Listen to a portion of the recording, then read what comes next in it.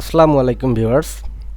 আজকে আমি দেখাবো কিভাবে ফটোশপে যে কোনো ফটো বা পিকচারের ব্যাকগ্রাউন্ড কিভাবে রিমুভ করতে হয়। এই প্রসেসটি আমি এই ভিডিওর মাধ্যমে দেখাবো। তো ভিডিওটি কোথাও স্কিপ না করে সম্পূর্ণরূপে দেখতে থাকুন। তো আমি চলে যাচ্ছি আমার সেই ফটোশপে।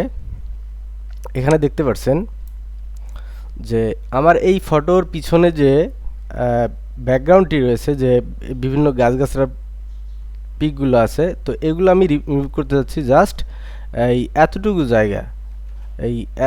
জায়গা আমি জাস্ট শুধুমাত্র ফটোটা মানে আর কি আমার এই ছবিটা রাখতে যাচ্ছি, আর পিছনে যে অংশগুলো আছে এগুলো আমি রাখতে যাচ্ছি না। তো এটি রিমুভ করব কিভাবে সেটি আমি দেখাবো। অ্যাট ফার্স্ট যেটি করতে হবে, আমাদের যে এই যে এখানে দেখতে পাচ্ছেন, এখানে আপনারা খেয়াল করেন, তো ইমেজ নামে যে লেয়ারটি রয়েছে এখান থেকে এখানে ক্লিক করতে হবে। রাইট বাটন ক্লিক করার পর রাস্টারাইজ নামে যে অপশনটি রয়েছে, রাস্টারাইজ লেয়ার, এটিতে ক্লিক করবেন। তো আমি এটি রাস্টারাইজ করে নিয়েছি। এখন এই ফটোটিতে আমি কাজ করতে পারবো। এরপর যেটি করতে হবে, লেফট সাইডে দেখেন যে টুলস বারগুলো রয়েছে, টুলস বারের মধ্যে যে পেন টুল নামে যে অপশনটি রয়েছে এটিতে আমাদের ক্লিক করার পর পেন টুল নিতে হবে। পেন টুল নেওয়ার পর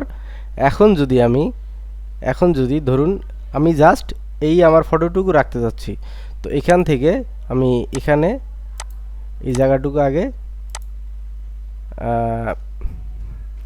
ডিলিট করব।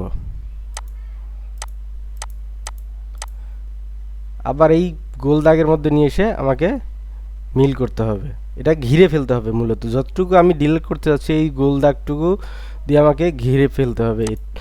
তো ঘিরে ফেলার পর আমি কন্ট্রোল চেপে ইন্টারে প্রেস করব। ইন্টারে প্রেস করার পর এখন যদি আমি ডিলেটে ক্লিক করি, দেখেন আমার এটি ডিলিট হয়ে গেছে। তো যেহেতু এটা মার্ক অবস্থায় রয়েছে, এখন আমি কন্ট্রোল ডি সিলেক্ট করলাম, তো আমার মার্কটা কেটে গেল। তো এরপর যেটি করতে হবে, তো আমি এটিকে ধীরে ধীরে সিলেক্ট করব।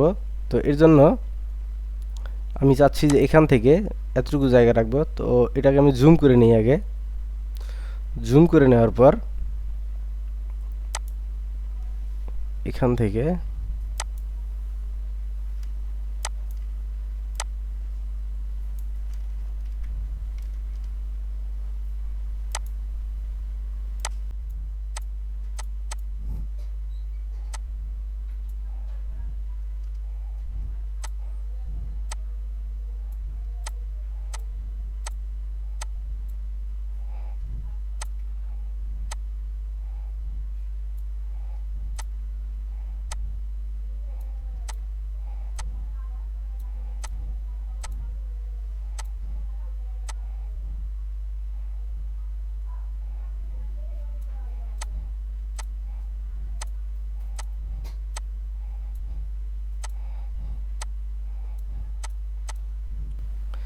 তো এভাবে নেওয়ার পর আপনি এটাকে ঘিরে ফেললেন।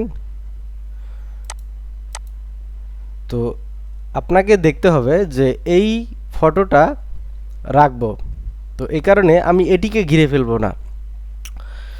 তো আমি একটু জুম আউট করে নেই। জুম আউট করে নেওয়ার পর এই পিছনের যে ব্যাকগ্রাউন্ডটা এটিকে আমি ঘিরে ফেলবো। পিছনের ব্যাকগ্রাউন্ডটাকে আমি ঘিরে ফেললাম। ঘিরে ফেলার পর আবারও কন্ট্রোল ইন্টার প্রেস করার পর এবার ডিলিট বাটনে ক্লিক করব। ডিলিট বাটনে ক্লিক করার পর দেখেন আপনারা এটি আমার ব্যাকগ্রাউন্ডটি রিমুভ হয়ে চলে গিয়েছে। তো এবার কন্ট্রোল ডি সিলেক্ট করার পর এটি আমার হয়ে গিয়েছে। তো আমি আপনাদের দেখানোর জন্য আমি খুব দ্রুত কাজটি করে ফেললাম। তো এভাবে মূলত আমরা আমাদের একটি ফটোর ব্যাকগ্রাউন্ড রিমুভ করতে পারি। তো আজকের ভিডিওটি এ পর্যন্তই। আমার ভিডিওটি যদি ভালো লেগে থাকে অবশ্যই আমার চ্যানেলটি সাবস্ক্রাইব করবেন এবং লাইক, কমেন্ট এবং শেয়ার করবেন। ভালো থাকবেন, সুস্থ থাকবেন। আল্লাহ হাফিজ।